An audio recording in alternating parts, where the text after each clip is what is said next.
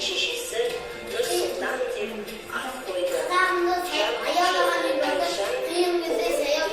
Үкіметтеуге сыйлауға баулады. Ай, жарайсың, Нұрсұлтан. Ән жырларға, салт-аттарға құштарлық оятты. Нұрсұлтанның жас зердесінде сол кезеңнің қыспаққа салған қиыншылықтары ғана емес, анасының аяулы алақаны мен әкесінің мейірімі жүзінде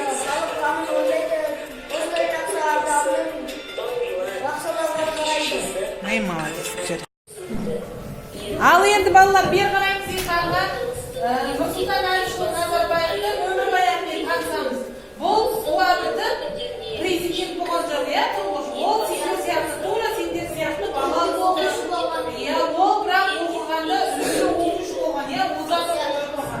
Міне қараңдар. бүгінде дамыған отыз елдің қатарына еніп, рухани, бай, Біз осы Нұрсұлтан Назарбаевтың арқасында қандай мемлекет болды?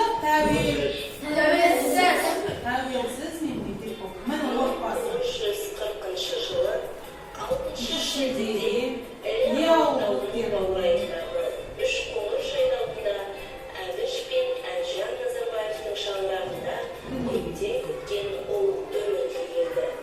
Оның әке-шешесі Нұрсұлтан деп ат қойды. Жарқын жүзді Әлжан ұлын үлкенді құрметтеуге, сыйлауға баулады. Енді бер қараймыз. Ұлттық дәстүрлерге, ән-жырларға, салт-ғұрыптарға құштарлық оятты. Нұрсұлтанның жас зердесінде сол кезеңнің қыспаққа салған қиыншылықтары ғана емес, анасының аяулы алақаны мен әкесінің мейірімі жүзінде сақталып қалды. Тату отбасы, Міне